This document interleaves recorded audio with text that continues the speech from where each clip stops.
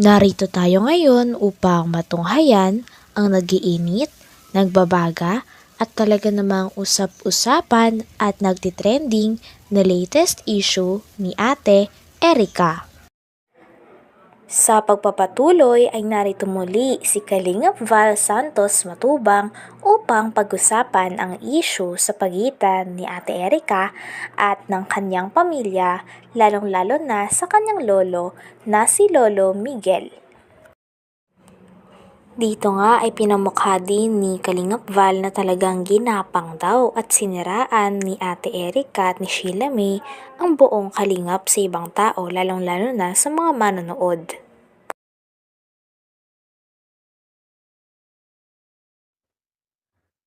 Gumawa ka na nga ng mabuti, ikaw pa ang naging masama. Yan ang nangyari sa pera ni John A. Ha? Ginapang ninyo at siniraan ninyo ang Team Kalingap.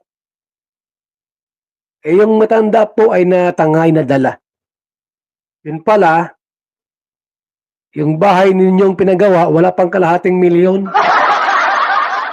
Wala pang 400,000 yung bahay na pinagawa ninyo. Kapangit-pangit. Yung bahay ni Lolo Miguel po, kaganda-gandang pinagawa ko. Ha? Mayroong swimming pool po yan sa likod. Yan ba kayong bahay ninyo dyan? Nakita ko. Wala pang kalahating milyon yung bahay na pinagawa ninyo. Ano lang? Kulang-kulang 400,000. Mukhang pera ay. Bahala kayo dyan kung ayaw yung lumapit sa inyong lolo at humingi ng tawad. Sapagkat digital na po ang karma ngayon, mabilisan. Dati ang karma, taon ang binibilang. Ngayon po ay oras na lang at araw. So, ang aking payo po sa inyong magkapatid ay lumapit kay Lolo Migs at humingi ng tawad sa inyong ginawa sa kanya. Para yung karma po, matigil na. Yung karma ay matigil na. Ay, shout out po sa ating lahat. Magandang umaga, tanghali at gabi. Sa mga nagpakulay po sa ating live, shout out at maraming salamat. At paluma na nga ang bahay nila. Kay Lolo Miguel, wala pang pintura. Gagawin pa lang. Bili ako ng kotse. Para mayroon siyang service. Yayaman si Lolo Miguel. Hello sa ating lahat mga kalingap. At di na ako nag-imik, nagsalita. Ayan na, lumabas na po yung tunay na. Sabi nga ni Kalingap Val ay wala pa daw siyang masyadong ginagawa. Talagang ang katotohanan ay lumabas lang daw talaga ng kusa.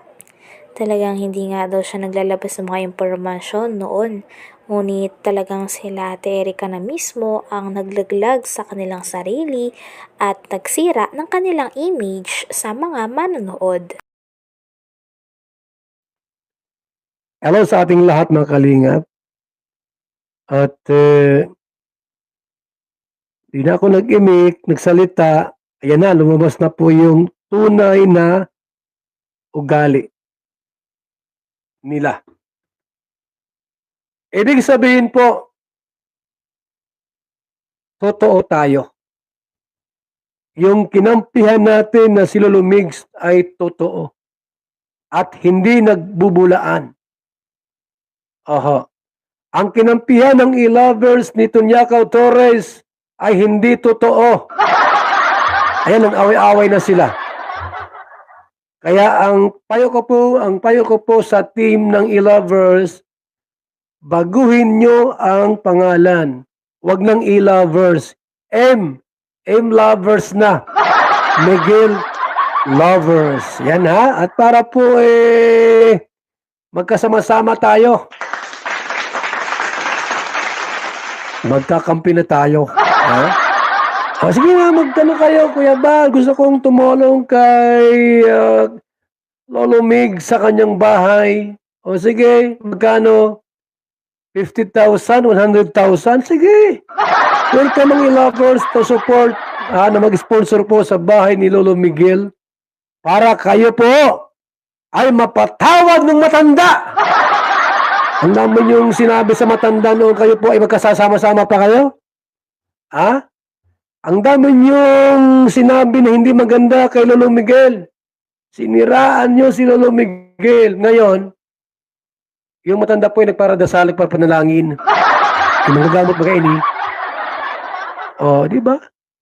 Manggagamot po ang asawa ni Lolo Miguel. Na orasyon na nadasalan kayo. Ang the best yung gawin po, iiwan nyo na yung magkapatid ng lubusan at puntahan nyo po si Lolo Miguel.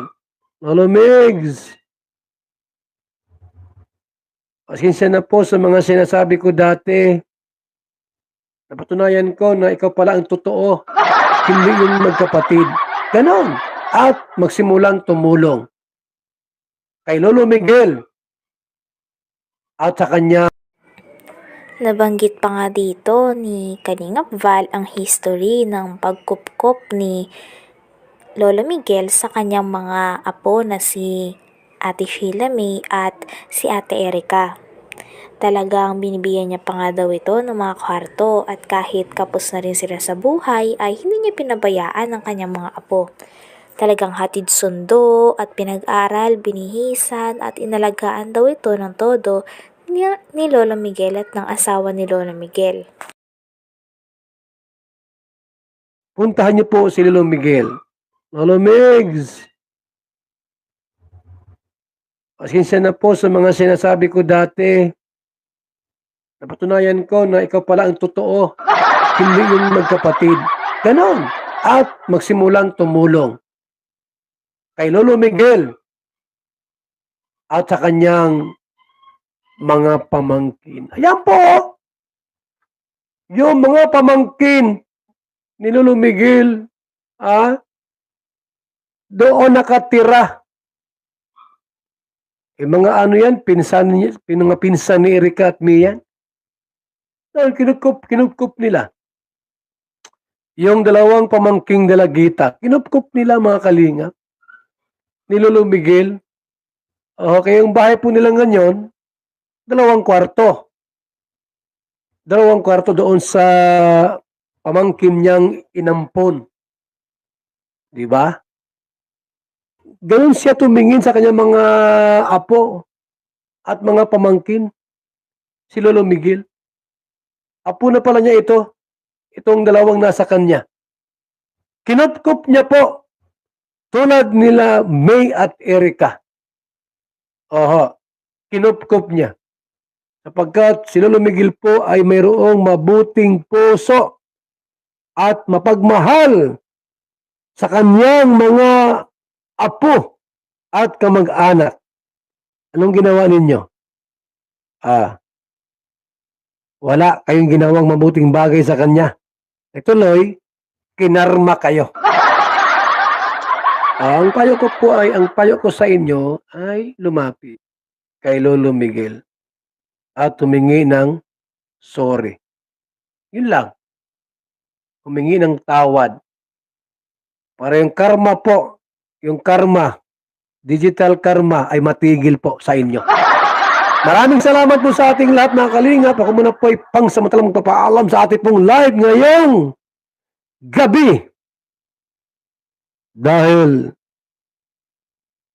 wala nang nagpalipad. Thank you so much. Mabuhay po. God bless mga kalingap. Babay muna sa ating lahat. Salamat po sa mga nakatune in sa ating live. Hanggang dito na lamang muna ang ating nag-iinit, nagbabaga, pinag-uusapan at talaga namang nagtitrending na latest issue ni Ate Erica. Maraming salamat sa inyong panunood. Hanggang sa muli. Bye!